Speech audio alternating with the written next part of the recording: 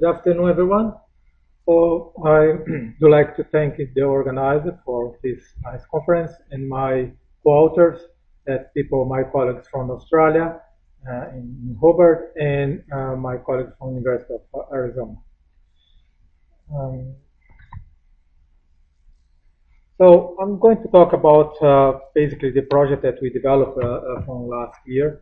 Cosmic array technology has been discovered many years ago. Um, and basically what we are using is technology that we can detect this cosmic array and count the number of neutrons that will basically come to the surface. And there is a direct correlation between the number of these neutrons with the soil moisture. So basically, there was then developed a sort of sensor that has been used mainly in US. They have been installed, and the project is to install 500 of these sensors across US. And in Australia, we installed 11 of these sensors distributed across basically on the coast, on the east coast of Australia, and one in the west coast, and one in this here that I'm showing today is one in this island called Tasmania, where I live, and this one of the sensors that we have been was based for this project. So what do you call this? Is a Cosmos network for Australia. So this is how the sensors look like,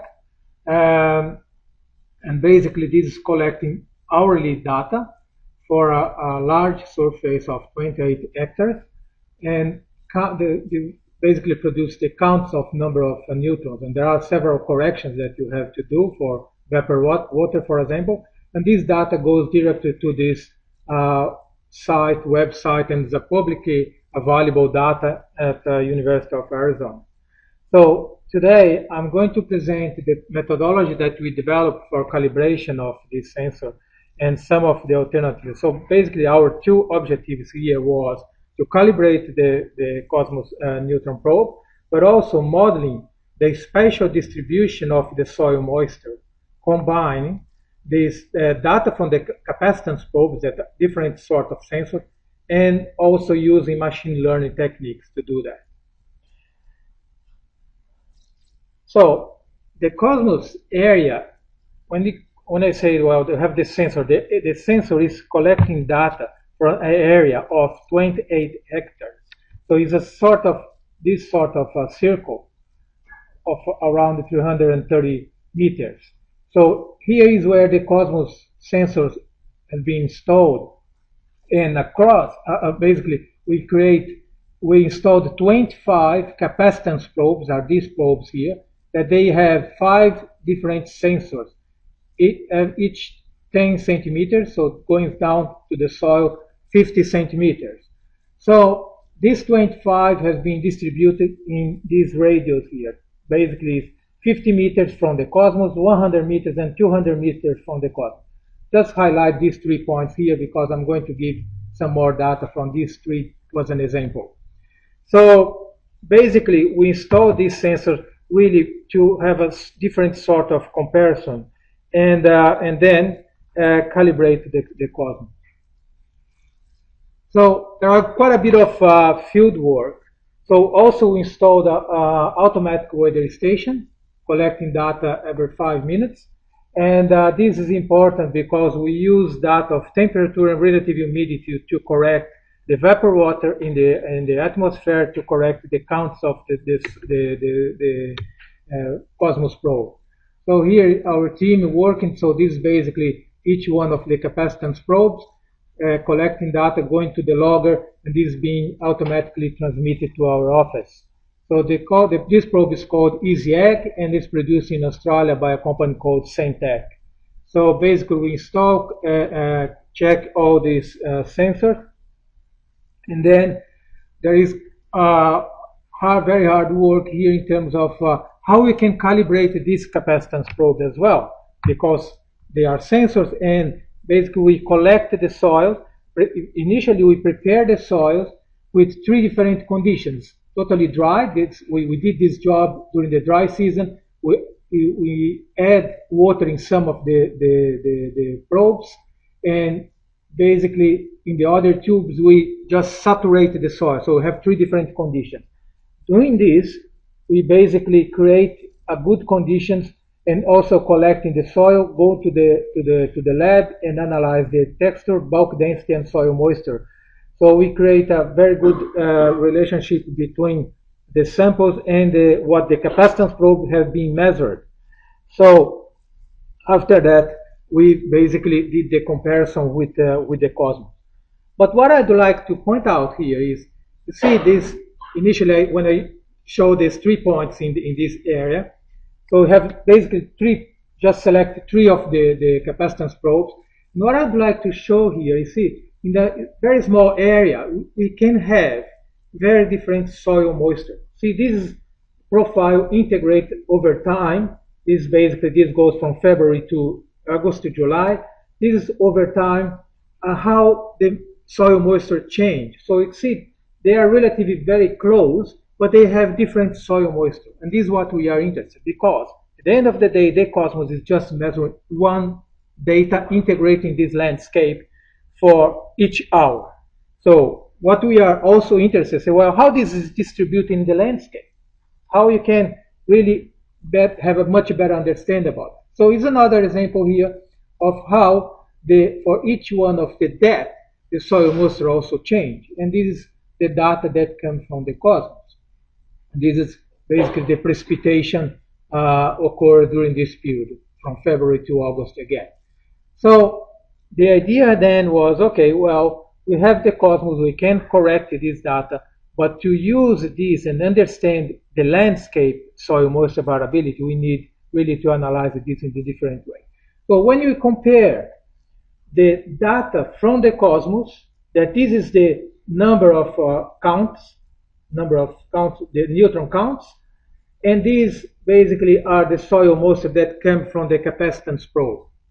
So when you calibrate this, when you basically correlate this, we found a very strong correlation between the Cosmos and the capacitance probe. So applying this, so we say, okay, well, we know how these probes are varying in terms of soil moisture. Then we create, using machine learning techniques, we basically create soil moisture surface from the capacitance probe. And then we basically add, this knowledge, and with machine learning, we start to select part of the data to training our algorithm, and 30% of the data we use to validate our algorithm. So this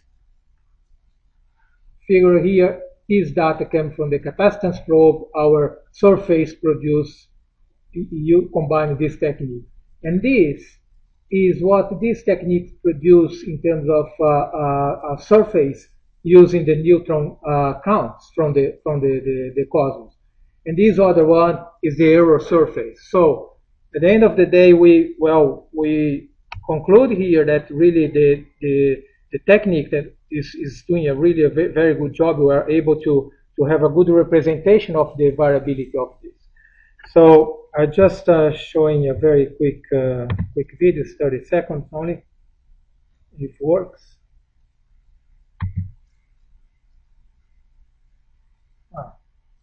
Didn't work, obviously. Okay. Anyway, I was just showing that is over time. We can then basically understand how the soil moisture vary, not just in different locations, but also in terms of over time. So basically, we can have a sort of real-time monitoring of soil moisture. So why this is important? This is important for irrigation purpose, and also understand where you can produce, different. You can manage your land in different ways. So in conclusion, we say that combining these measurements from the capacitance probes of this network and the cosmic ray neutron probe, with applying some of these machine learning techniques, This provides us a new approach to quantify soil moisture and also the variability. So this is a relatively small area, consider 28 hectares, but this can give us a much better understanding how the soil moisture change, and also we consider other aspects like the soil variability and also the topography or the slope of the landscape. So also enable us to have a real-time estimation of soil moisture at different points of the landscape. So in different points we can have a much better estimation than if you just have one sensor localized in one particular point. So we believe this is a reliable estimation of soil moisture variability by depth, soil texture, and slope. So this is this sort of sensor is being used in different ways. So we believe this is the first time that we calibrate this with a very intensive network of capacitance probe, and have this approach to really to understand the variability in this area. Okay. Yeah. And thank you very much.